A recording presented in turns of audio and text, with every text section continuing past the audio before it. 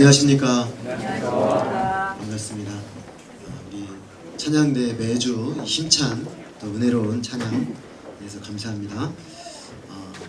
이번 지난 몇 년 동안 추석 주간이 주로 주일 이렇게 분방이 많이 있었는데 이번에는 주중에 이렇게 딱 있어서 주중에 아마 다들 고향이를 다녀오시게 될 것 같습니다. 주님의 풍성한 은혜가 함께하는 추석 한가위 명절이 되시기를 바랍니다. 우리 그렇게 다 각자 이제 또 흩어져 가기 때문에 미리 인사 좀 할까요? 풍성한 추석 되십시오. 이렇게 인사하겠습니다.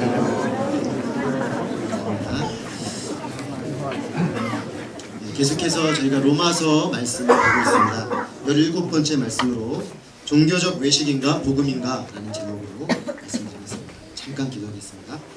사랑하는 아버지 하나님, 참 감사합니다.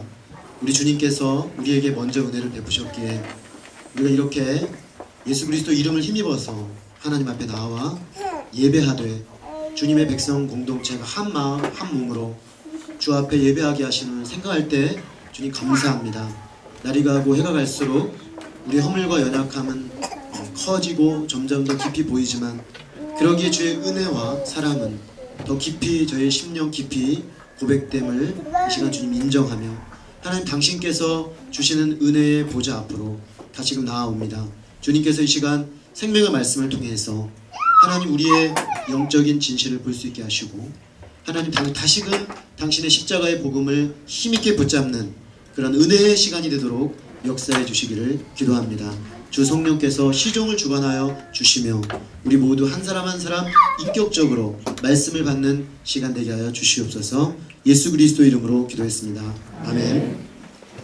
우리는 흔히 복음의 대적이 종교성이 없는 사람들 가운데 있을 것이라고 생각을 합니다. 그러나 신약 성경을 볼 때나 또 교회 역사를 볼 때 가장 심각한 복음의 대적은 사실 가장 종교적인 사람들 가운데 있는 경우가 많았다는 것을 발견합니다. 예수님 당시에 예수님께서 가장 심각한 복음의 대적으로 지목한 사람들은 가장 종교적인 바리새인들이었습니다.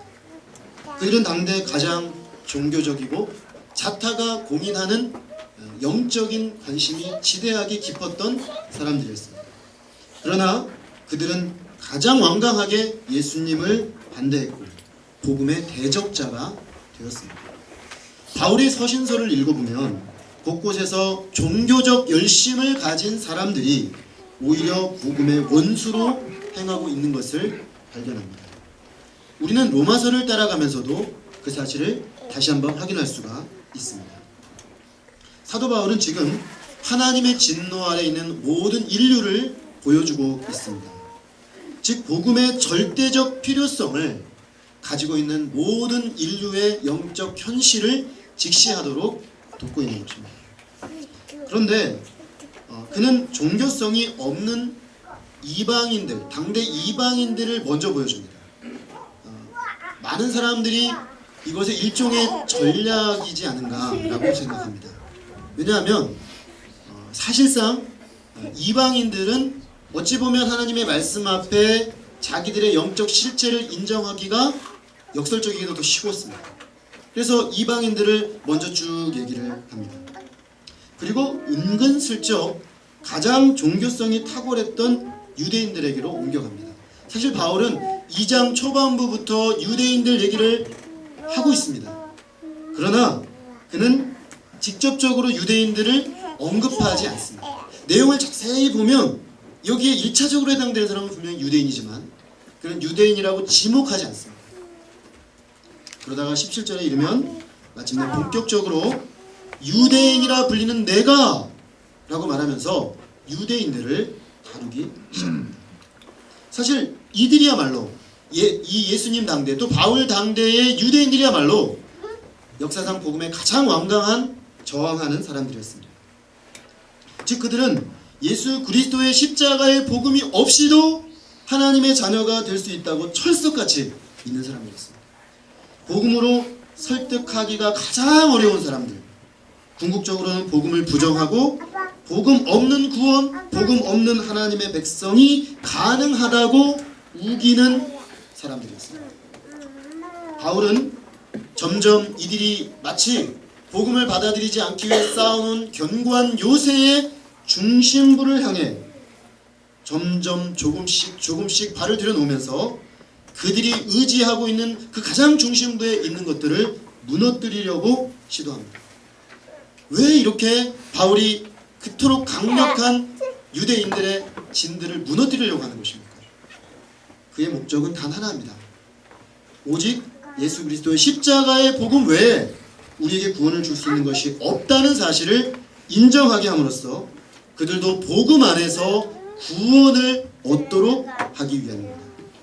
지금 사도 바울이 다루려고 하는 사람들은 지금까지 사도 바울의 논증을 쭉 들었다면 이렇게 생각할 사람들입니다.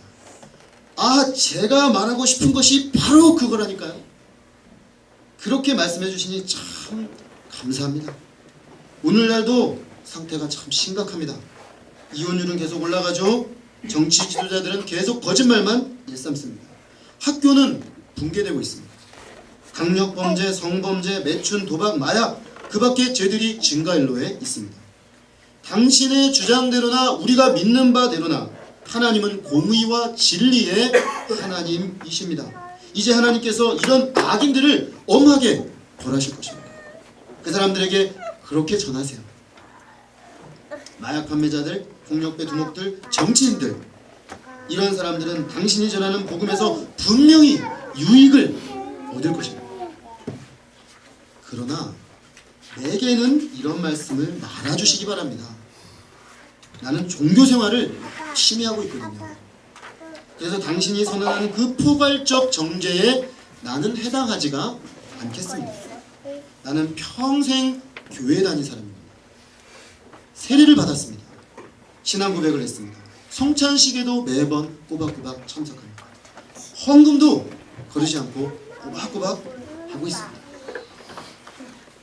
사도 바울은 바로 이런 식으로 대답하면서 복음을 필요로 하는 사람들 가운데서 자신을 쏙 빼버리는 사람들에게 지금 대답하고 있습니다. 한마디로 바울은 이런 사람들이 행하고 있는 것은 참 좋은 것이다. 여러분들이 말씀하신 그것은 다 좋은 것입니다. 그것을 행한다는 건 아름다운 것입니다. 라고 말합니다. 그러나 그렇게 말하고 나서 바울은 이렇게 말합니다. 그러나 좋은 것이고 그 좋은 것을 가졌다는 것은 아름답지만 당신에게는 여전히 복음이 필요합니다.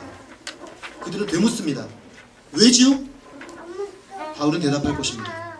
하나님께서는 겉으로 드러난 일들, 곧 교회에 등록하고 출석하는 것, 성례에 참여하는 것, 직분을 맡은 그 사실뿐만 아니라 내면이 어떠한가에도 관심을 갖고 계시기 때문입니다. 사실 제가 지금 이렇게 현대적으로 한 내용은 제임스 보이스라는 목사님의 글을 조금 한국적이고 현대적으로 각색을 해서 우리식으로 제가 한번 재구성해 본 것입니다. 오늘 본문의 이 논의는 사실 바울이 이런 식으로 가상의 유대인들과 대화하는 형식으로 그들과 대화하는 형식으로 되어 있습니다. 우리가 오늘 살펴볼 본문인 로마서 2장 17절에서 24절 본문은 바로 그런 점에서 유대인들을 다루고 있지만 매우 보편적이면서도 현대적이고 지극히 오늘날 우리들에게 적용될 수 있는 메시지입니다. 문제가 되는 것은 바로 자신들의 종교적인 이점들을 근거로 표리부동한 외식을 행하는 사람들에게 있다고 할 수 있겠습니다. 외식이라는 말은 어원적으로 보면은 가면을 썼다는 말입니다. 그래서 가면을 쓰고 연기를 할 때 그 연기하는 사람들을 외식한다 이렇게 표현했습니다. 그러므로 지금 사도 바울이 얘기하고 싶은 것은 복음의 필요성을 거부할 근거를 확보해 놓고 복음을 완강하게 거절하는 사람들입니다. 그렇다면 바울 당대 유대인들은 어떤 것을 의지해서 복음을 거부하고 있습니까? 17절에 20절까지에는 그들이 거부하는 데 따르는 강력한 자기들의 그 근거가 되는 목록이 8가지가 나오고 있습니다. 그것을 일목요연하게 분류해보면 먼저 유대인으로서 영적 이점 4가지를 말합니다. 그들은 첫째, 유대인으로서 율법을 받았습니다. 둘째로 유대인들은 하나님과의 언약을 맺은 것으로 인해서 하나님을 자랑했습니다. 셋째로 유대인들은 율법을 받았기 때문에 하나님의 뜻을 알았습니다. 넷째로 유대인들은 그러므로 지극히 선한 것이 무엇인지 또 악한 것이 무엇인지를 분별할 수 있게 되었습니다. 이런 영적인 이점에서 파생되는 영적 특권 네 가지를 쭉 말합니다. 첫째, 맹인의 길을 인도하고, 둘째, 어둠에 있는 자의 빛이며, 셋째, 어리석은 자의 교사며, 넷째, 어린아이의 선생입니다. 이 구절의 맨 끝에 보면 선생이라고 스스로 믿으니, 그들은 스스로가 이 맹인과 같은 사람들을 인도하는 인도자라고 생각했습니다. 어둠에 있는 자들에게 빛을 비춰주는 사람이라고 확신했습니다. 어리석어서 잘못 가고 있는 사람들을 가르치는 교사라고 여겼습니다. 어린아이와 같이 가르침이 필요한 사람들의 선생이라고 스스로 믿었던 것입니다. 우리가 이 유대인들의 주장을 듣고 보면은 그들의 종교적 이점과 특권은 사실 율법과 관련이 다 있습니다. 전부 다 율법과 관련이 있는 것인데 그들의 주장을 가만히 객관적으로 평가해 보면 설득력이 있는 주장입니다. 왜냐하면 유대인들은 하나님과 언약을 맺었습니다. 지상의 어떤 민족도 하나님과 언약을 민족적 공동체로 맺은 공동체는 없습니다. 그리고 그들은 시내산에서 하나님의 은혜로 율법을 받았습니다. 그리고 그 율법을 받았기 때문에 그들은 그 율법에 나타난 하나님의 뜻을 알게 되었습니다. 제가 요즘 그 2주 연속 걸쳐서 본과정 6주차 교육으로 십계명 공부를 했습니다. 십계명 공부를 제가 자세히 다시 하면서 저와 우리 같이 공부하는 분들이 새삼스럽게 깨달은 바는 십계명이 굉장히 짧고 단순하게 명쾌하게 나와 있지만 그 속에 하나님의 뜻이 굉장히 풍성하게 담겨져 있다는 것이죠. 유대인들은 이걸 알고 있었습니다. 그러니 얼마나 놀라운 특권입니까? 하나님의 뜻이 뭔지, 뭘 하면 되는지, 뭘 하면 안 되는지 그들은 알고 있었습니다. 그들은 참으로 율법을 받았기 때문에 이사야서에 나오는 말씀처럼 율법의 그 시온, 그 예루살렘 시온성은 율법을 가르치는 산이었습니다. 그래서 온 열방이 와서 마치 솔로몬에게 시바 여왕이 오고 이방 왕들이 와서 가르침을 받는 것처럼 그들에게 가르침을 받는 선생의 위치에 오르게 된 것이었습니다. 이것을 출애굽기에서는 왕같은 제사장 거룩한 백성이라고 했습니다. 그들은 하나님의 말씀을 가지고 아직 하나님을 알지 못하고 율법을 가지지 못한 사람들에게 하나님을 아는 길을 만방에 가르쳐주는 선생의 위치에 오른 것이 사실이었습니다. 그들은 율법을 받았고 율법의 교사가 되어 스스로 큰 자부심을 가지만 했습니다. 하나님은 아브라함의 혈통적 후손인 유대인들과 특별한 언약의 관계를 맺음으로 그 특별한 관계의 중심에 놓인 율법을 주심으로 그들을 특별한 은혜 받는 백성 되게 하셨습니다. 그들이 가진 율법으로 인해서 그들은 이 계시의 빛을, 말씀의 빛을 받지 못한 사람들에게 비해서 정말 선생의 역할을 하고 빛의 역할을 할 수가 있게 되었습니다. 이 얼마나 놀라운 특권인가. 분명하게 그들의 주장은 사실 흠잡을 수 없는 분명한 객관적으로 사실이었습니다. 만약에 이들이 이 가진 특권에 걸맞는 내면, 그 특권에 걸맞는 삶을 가지고 있다면 이 특권은 정말 말 그대로 특권이요 놀라운 이점이라고 말해도 과언합니다. 그런데 문제는 당대 유대인들이 그에 걸맞는 내적 실체와 삶이 전혀 부합하지 않았다는 데 있었습니다. 우리가 특별한 지식을 가지고 있고 그것을 가르칠 만한 위치에 있다는 것, 그것은 분명히 객관적으로 축복받은 어떤 증거, 하나의 근거가 될 수 있습니다. 그런데 만약에 그것만을 의지하고 만다면 오히려 그것은 축복이 아니라 저주가 될 수도 있습니다. 야고보서 3장 1절은 그 사실을 이렇게 경고하고 있습니다.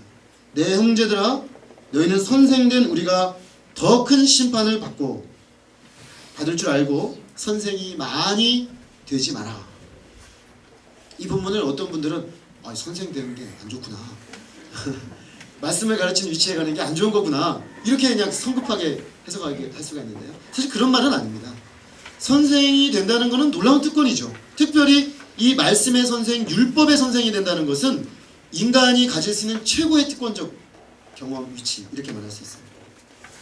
그런데 문제는 가르치는 위치에 있는데 그 가르치는 바 내용에 대해서 그가 선생의 위치에 서는 그 순간 자기가 가르치는 그 가르침의 근거에서 자기도 살아야 될 큰 책임을 떠맡게 된다는 것입니다.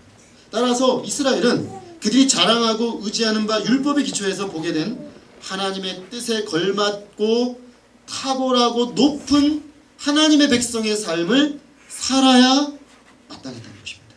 그랬다면 그 선생의 그들의 위치는 너무나 놀라운 특권적 위치임에 틀림이 없다는 것입니다.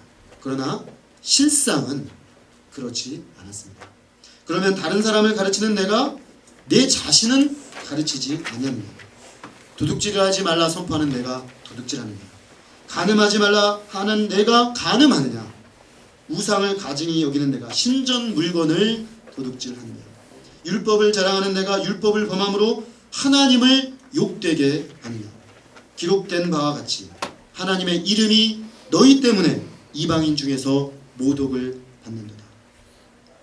율법에 기초한 분별력으로 다른 사람을 가르치는 그들이 실상은 자신들을 가르치지 않았습니다. 아니 어떻게 다른 사람들에게 매일같이 그렇게 가르치면서 자기를 가르치지 않을 수가 있을까? 라고 생각이 들지만 사실은 그런 일이 상당히 비일비재하게 일어날 수가 있습니다. 그래서 가르치는 그 내용과 그 가르치는 내용에 기초한 삶을 분리시키고 철저하게 지식만 가르치고 그 지식에 기초한 삶을 보여주지 않는 영적 스승이 참으로 많고 그런 존재로서 이스라엘 백성들이 실제로 그렇게 살고 있었다는 것을 말해주고 있습니다. 오늘 본문에 보면 사실 그 정도가 아니었습니다. 도둑질하지 말라고 늘 가르치는 그들이 도둑질했습니다. 간음하지 말라고 하는 그들이 간음했습니다. 우상을 가중히 여기며 늘 10계명의 1계명과 2계명을 강력하게 피터지며 외쳤던 그들이 신사 물건을 도둑질했습니다. 율법을 자랑하는 그들이 율법을 범했기 때문에 오히려 하나님을 더 욕되게 했습니다. 오늘날 우리가 볼 때 유대인들이 그렇게 율법을 가지고 율법 중심의 삶을 강조하던 그들이 어떻게 그렇게 도둑질을 하고 간음을 하고 우상 숭배 죄악을 범하는 삶을 살았을까 생각할 수 있지만 사실 사도 바울이 이런 기록을 하고 있는 것은 1세기의 편만한 유대 문헌에서 가져온 것입니다. 유대 종교 지도자들을 랍비라고 하는데 랍비들이 쓴 그 종교 문헌에 보면 너희들이 어찌 이렇게 도둑질을 많이 하느냐, 우리 가운데 어떻게 이렇게 간음이 만연하고 있느냐, 어떻게 우리가 하나님의 제1계명과 2계명을 이렇게 노골적으로 어길 수 있느냐라는 그 구절들이 굉장히 많이 나옵니다. 사실 이미 내부 고발로 많이 이루어지고 있었습니다. 바울은 그것을 그저 가져온 것이었어요. 이미 공공연하게 있는 것들을 하나님의 율법의 기초에서 다시금 드러내고 있는 것입니다. 바로 그 점에서 오늘 이 본문 말씀은 매우 충격적입니다. 바울은 이처럼 하나님의 율법을 가진 그들이 그 율법대로 살지 않으므로 오히려 하나님의 이름을 이방인 중에 모독하고 있는 유다인의 행태가 아주 오래된 악습인 것을 이사야서를 인용함으로 확증합니다. 기록된 바, 이 말씀은 이사야서 말씀입니다. 이사야 때도 이미 하나님의 율법을 가진 이스라엘 백성들이 그 율법을 범함으로 이방 사람들에게 아니 저들이 하나님의 백성이라고 하고 하나님의 율법을 가르치고 한다는 사람들이 어떻게 저렇게 살 수 있어? 라는 말을 공공연히 들으며 그들로 인해 하나님의 이름이 땅에 떨어져 있는 상태였다는 것입니다. 이미 구약시대의 이스라엘 백성들은 그러했고 당대 유대인들도 그러했다는 것입니다. 당대 유대인들은 자신들이 율법을 가진 종교적 특권을 자랑하고 의지했으나 실상 그들은 자신들이 선포한 바로 그 율법에 불순종함으로 그들이 자랑하는 하나님과 그 율법을 모독하고 있다는 것이 실제의 현실이었습니다. 그들은 그러므로 표리부동하고 겉과 속이 다른 외식의 사람들이었습니다. 그러므로 그들은 누구보다 이런 그들의 죄를 담당하여 그들을 위해 죽으신 예수 그리스도의 십자가 복음을 필요로 하는 사람들이었습니다. 그러나 그들은 이런 외적 종교적 외식을 근거로 십자가 앞으로 나아가는 것을 거절했습니다. 그들은 스스로 배불렀고 스스로 자랑했고 스스로 복음의 필요성을 거절하고 만족했습니다. 왜 그랬을까요? 십자가 앞으로 나아가는 것이 그동안 그들이 의지하고 있던 것들을 송두리째 뿌리째 무너뜨리기 때문입니다. 자기들이 이걸 의지해서 하나님 앞에 서 있었는데 하나님의 복음은 이것을 의지하여 주 앞에 설 수 없다고 말하는데 이것이 진실로 확인되었을지라도 쌓아 올린 것이 너무 견고하고 컸기 때문에 이것이 무너지는 것이고 자기의 삶이 무너지는 것 같이 여겨졌습니다. 유대인들은 그 두려움이 너무나 컸던 것이에요. 그들은 가면을 벗어야 됐습니다. 이중생활을 그만해야 했습니다. 자신들이 의지하고 있던 것이 하나님 앞에 아무것도 아니라는 사실을 인정해야 했습니다. 이것은 그동안 그들이 의지하고 그것에 근거해서 구축해온 것들이 완전히 사라지는 너무나 충격적인 경험이었습니다. 그러나 복음의 관점에서 보면 이렇게 송두리째 무너지는 것을 우리는 은혜라고 합니다. 무너지는 것이 은혜입니다. 무너져야 할 게 무너지지 않는 것이 문제입니다. 무너져야 할 것이 무너져 내리는 역사가 하나님의 성령의 은혜의 역사인 것입니다. 그래야만 하나님 앞에 진실되게 복음의 은혜를 받아들일 수 있게 되기 때문입니다. 그리고 이제는 겉과 속이 일치하는 삶을 살게 됩니다. 하나님의 복음 앞에서 당당하게 살 수 있게 되는 것입니다. 내 의와 내 노력과 내가 가진 자랑하는 것들이 아니라 오직 십자가 복음으로 하나님 앞에 서조차 담대히 나아갈 수 있는 그 길이 열리는 것입니다. 세상에 이것이 복받은 거 아닙니까? 신자의 복, 하나님의 율법을 가진 사람의 복이 그것 아니겠습니까?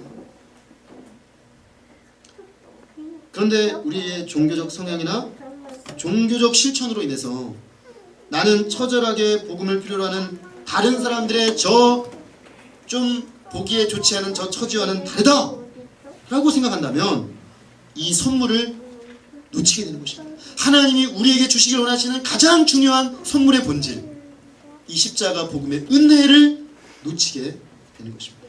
바울 당대 유대인들처럼 말입니다.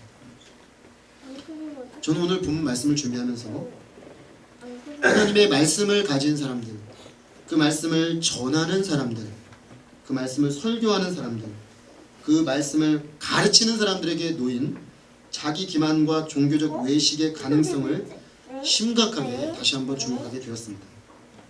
사실 어쩌면 오늘날 한국 사회와 한국 교회 안에서 십자가 복음의 가장 큰 원수를 누구라고 말할 것이냐, 저는 안티 기독교인들이 아니라고 생각합니다. 십자가 복음의 가장 큰 원수로 행할 수 있는 가능성이 가장 높은 사람들은 성경을 가르치고 설교하는 저를 포함한 목사들, 성경 교사들이 될 수 있다는 사실에 커다란 경각심을 가지고 있습니다. 오늘 본문이 그것을 말하고 있습니다. 하나님의 말씀을 가지고 하나님의 말씀을 설교하고 하나님의 말씀을 가르친다고 하는 사람들이 이방인 중에 여호와의 이름을 모독하는도다. 어쩌면 오늘날 한국 사회와 한국 교회를 진단하고 있는 말씀처럼 보입니다. 오늘날 누가 하나님의 이름을 가장 크게 모독하고 있습니까? 하나님의 말씀을 가졌다는 사람들, 하나님의 말씀을 매주 들고 올라가서 가르친다는 사람들, 바로 저 같은 사람들, 목사들이 문제입니다. 일찍이 마틴 로이드 존스 목사님은 이 본문에 근거해서 설교를 하면서 철저하게 그는 이 본문을 설교자와 성경 교사들에게 적용했습니다. 이 본문은 설교자들과 성경 교사들이 가슴을 찢으며 들어야 할 본문이라고 그는 외쳤습니다. 그는 본문의 유대인들이 오늘날 종교적 외식자들의 모습으로 나타난다고 말하면서 이런 외식자는 진리에 대해서 매우 이지적이고 이론적인 관심만을 가진다고 말합니다. 그래서 진리를 들으면서 끄떡끄떡 동의하고 지적으로 다 받아들이고 인식한다는 것입니다. 그러나 그 말씀 앞에 자신을 세우고 진실되고 통렬하게 자신을 발견하고 십자가 복음 앞으로 나아가지 않고 자신이 가르치는 가르침의 외적 형태와 매력적인 지적 전달 방식에만 힘쓰는 것의 위험성을 심각하게 경고합니다. 더 나아가서 그런 외식은 외적인 종교적 외피를 근거로 해서 스스로 자기 만족감에 빠져서 자신의 부족함을 전혀 인식하지 못하는 것으로 나타날 수 있다는 것입니다. 이런 영적 자만심과 영적 자기자랑은 결국 말씀 앞에서의 치열한 자기 점검을 사라지게 만듭니다. 그리고 그 결과 다른 사람에게는 아무 생각 없이 성경을 가르치고 다른 사람에게는 치열한 외침으로 설교를 하지만 정작 자기 자신은 그 말씀대로 살지 않고 공공연하게 어기게 되는 것으로 나타나는 것입니다. 그래서 가장 높은 표준의 기초에서 말씀대로 사는 수준 높은 삶으로 하나님께 영광을 돌리고 많은 사람들을 옳은 길로 인도해야 될 사람들이 오히려 명백한 하나님의 법조차 어김으로써 그들의 직분에 필연적으로 따라붙는 하나님의 이름을 모독하게 된다는 것입니다. 로이드 존스의 분석입니다. 이 분석을 그냥 대체적으로 그냥 목차와 제목만 따서 가지고 얘기해도 얼마나 통렬하게 우리의 폐부를 찌르고 들어오는지 모르겠습니다. 사실상 오늘날 한국 교회 안에는 종교적 외식이 매우 심각한 형태로 퍼져나가고 있습니다. 바로 그 종교적 외식의 결과 하나님의 이름이 모독을 받고 수많은 사람들이 교회 공동체에서 상처받고 떨어져 나가고 있습니다. 이미 이렇게 된 지 꽤 됐는데 아무도 이것을 진실되게 인정하고 지금 얼마나 이것이 심각한 문제인지 가슴을 찢으며 회개하는 사람은 별로 찾아볼 수가 없습니다. 오히려 각종 소송만이 여기저기서 난무하고 있습니다. 그런데 정말 무서운 것은 목사라고 하고 성경 교사라고 하는 저 자신이 오늘 이 말씀 앞에 비춰보니 내가 일주일에 수도 없이 말씀을 가르치고 출애굽기, 레위기, 모세오경, 로마서, 믿음 시리즈 무수하게 말씀을 가르치는데 정말 내가 치열하게 이 말씀 앞에 가르치는 바를 따라 살고 있는가? 주님 앞에 너무나 부끄럽습니다. 그래서 예배의 자리에 나와 서면 하나님 앞에 너무 송구해서 가슴을 치게 됩니다.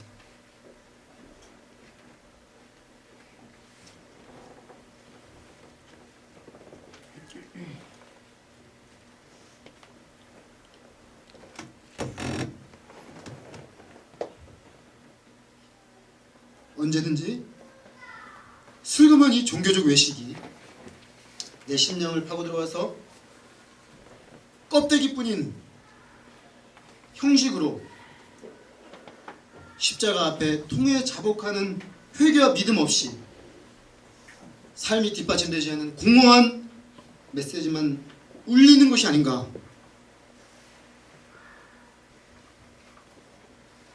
두려움이 생깁니다. 그래서 그저 밖을 향해서 지켜들었던 정죄의 손을 불컥 들었다가 다시 손을 거두어드리고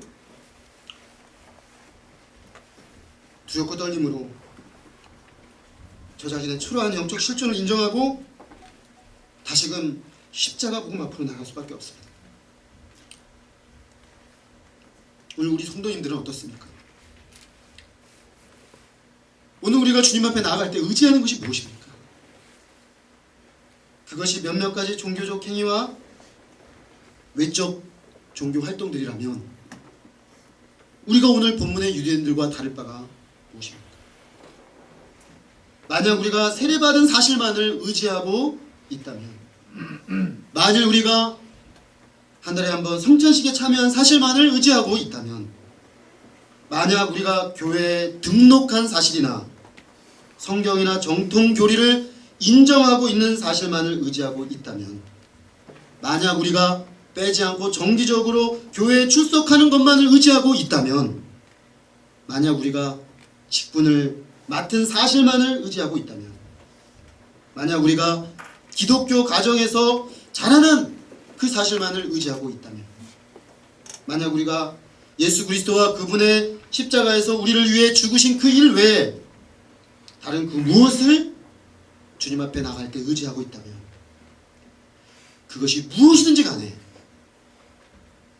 우리 마음에서 철저히 무너지고 다 내려지고 다 빠지고 사라질 수 있기를 기도합니다. 그리고 예수 그리스도 그분의 십자가 앞으로 나아가 십자가 앞에 엎드릴 수 있기를 기도합니다. 그래서 종교적 외식이 아닌 복음으로만 주 앞에서는 우리 모두가 될 수 있기를 기도합니다. 그래서 겉과 속이 일치하고 십자가 복음의 기초에서 우리가 배우고 가르치는 바를 앞장서서 실천하는 살아있는 신앙인으로 우리 모두 살게 되기를 간절히 기도합니다. 기도하겠습니다. 하나님 아버지, 사도 바울이 십자가의 복음이 필요 없는 사람은 아무도 없기에 모든 사람이 하나님의 진노 아래 있음을 선포하지만, 그는 수많은 복음 전도의 경험과 수많은 선교사의 삶을 통해서 얼마나 유대인들이 강고한 자기들만의 진을 쳐놓고 그 십자가 복음이 절대적으로 필요한 자기 자신들을 인정하지 않고 그 복음의 필요성을 가진 사람들 무리 속에서 자기를 철저하게 빼내어서 하나님의 십자가의 복음의 능력 없이 자기들이 가진 바 종교적 삶을 가지고 자기들이 가진 바 종교적 자랑과 이점들을 근거로 하나님 앞에 이미 부요하며 이미 만족하며 이미 하나님의 자녀로 서 있는 것으로 스스로를 속이는지 그는 명확하게 알고 있었습니다.